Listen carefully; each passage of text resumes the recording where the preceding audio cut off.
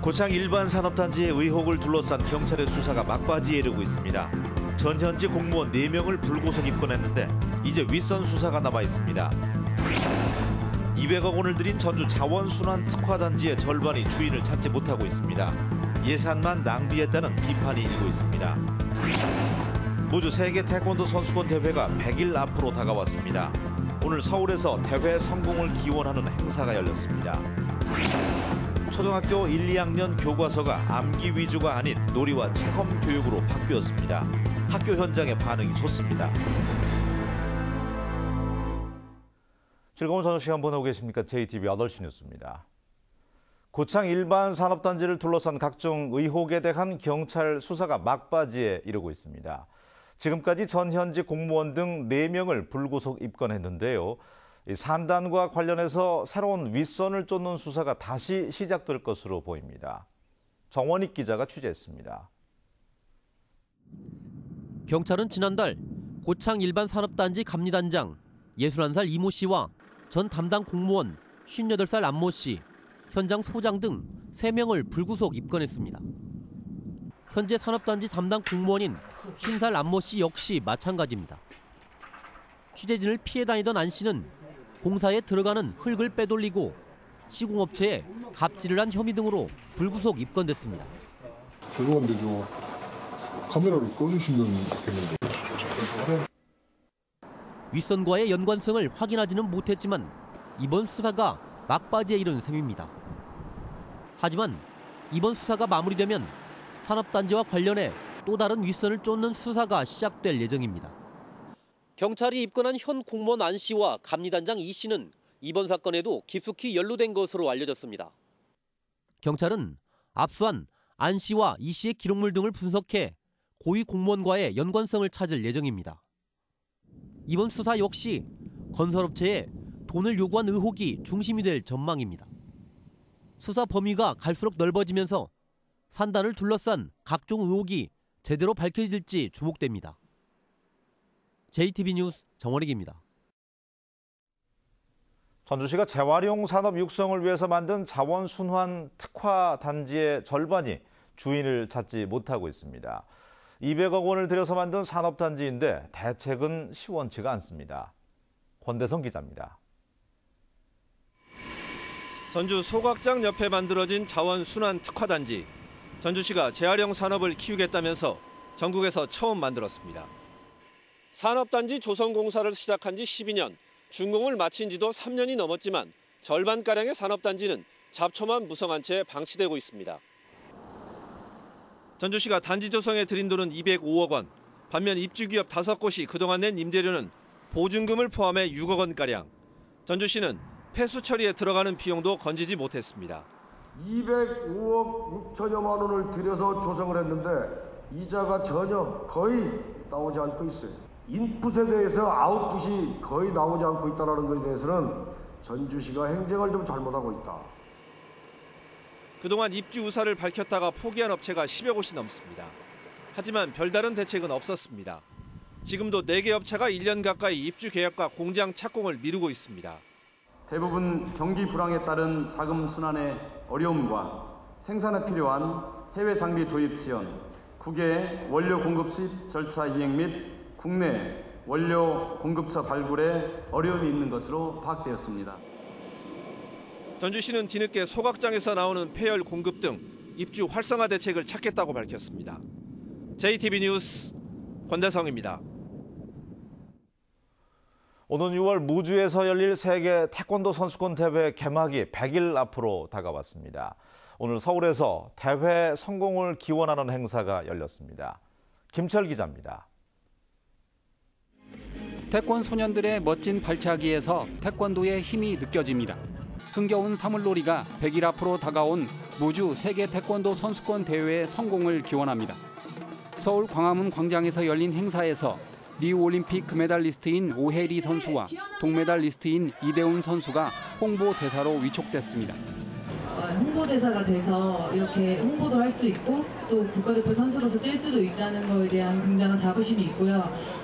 성공 개최하려면 저희들은 열심히 경기를 해야겠지만 관중들께서 많이 오셔서 격려해 주시고 2017 세계 태권도 선수권 대회는 오는 6월 24일부터 30일까지 일주일 동안 무주 태권도원에서 열립니다. 170개 나라에서 1,900여 명이 참가하는 역대 최대 규모입니다.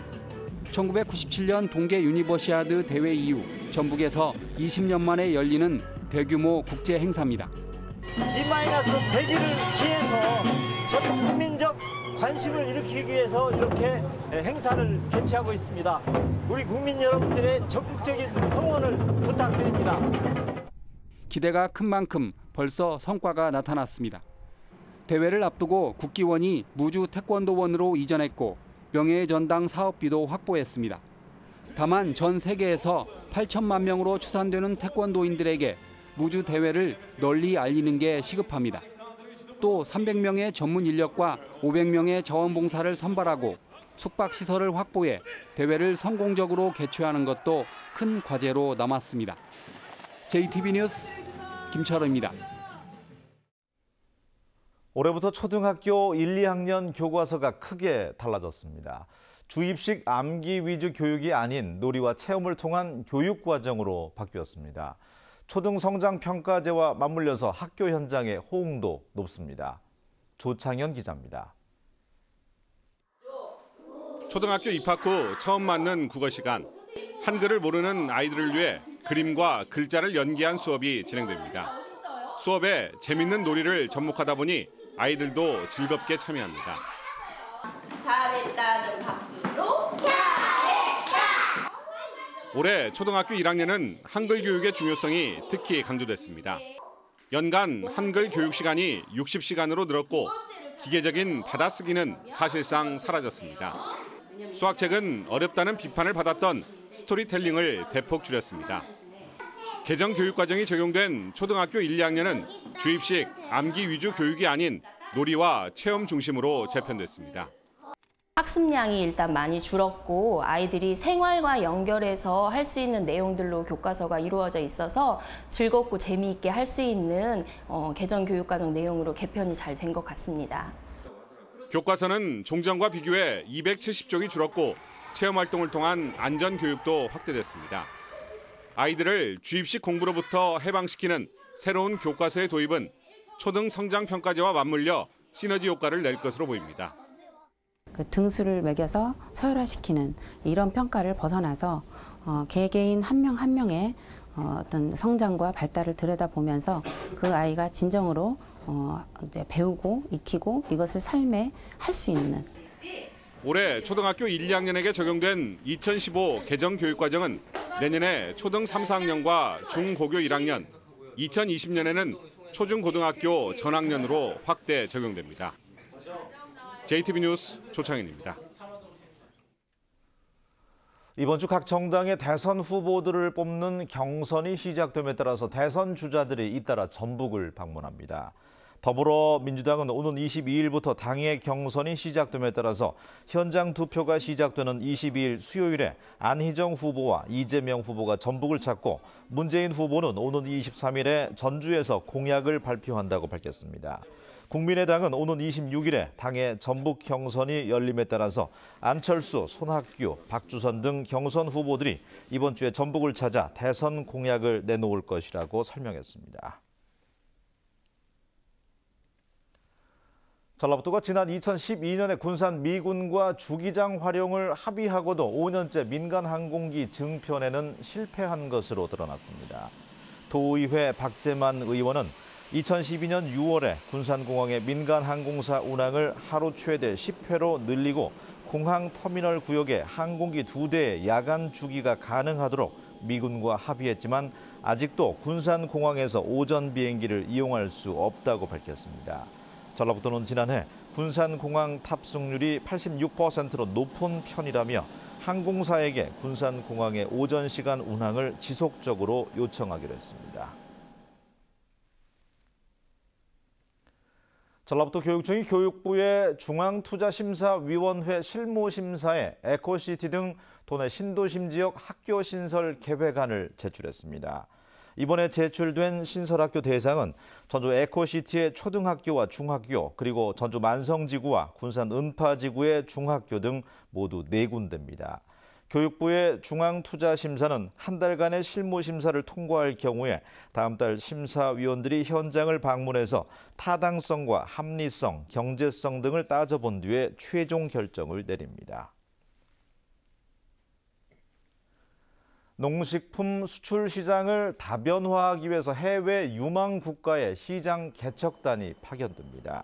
한국농수산식품유통공사 전북본부는 현재 농식품 수출이 미국, 중국, 일본에 대한 의존도가 너무 높아서 최근 사드 사태와 같은 대외 변수에 큰 영향을 받자 오는 5월부터 12개 팀의 민관합동 시장 개척단을 파견해서 수출 시장을 확대하기로 했습니다. 시장 개척단은 인도, 브라질 등 5개국을 최우선 전략국가로 선정해서 역량을 집중하고 미얀마, 캄보디아 등 15개국은 차순위 전략국가로 선정해서 계속해서 공략할 계획입니다. 전주시가 오는 5월에 열리는 20세 이하 월드컵과 관련된 관광 상품을 개발합니다. 전주시는 한국관광공사와 한국여행자협회, 코레일 등과 함께 월드컵 경기 관람과 더불어서 전주를 둘러볼 수 있는 관광 상품을 개발해서 판매하기로 했습니다.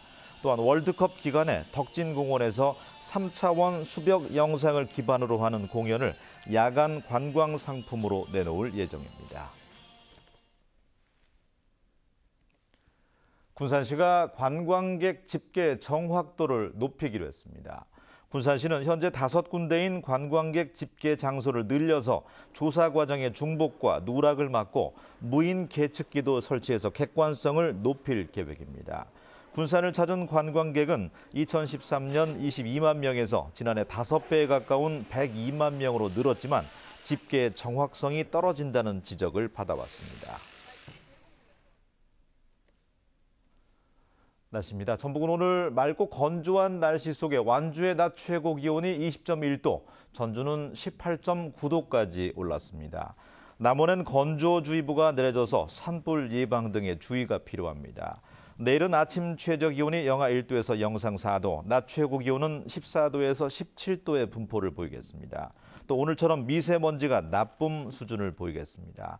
내일 밤부터 모레 오전까지는 비가 내리겠습니다. 예상 강우량은 5mm 안팎입니다. 전주기상지청은 이번 비가 화요일 오후에 그친 뒤에 대체로 맑은 날씨가 이어질 것으로 내다봤습니다.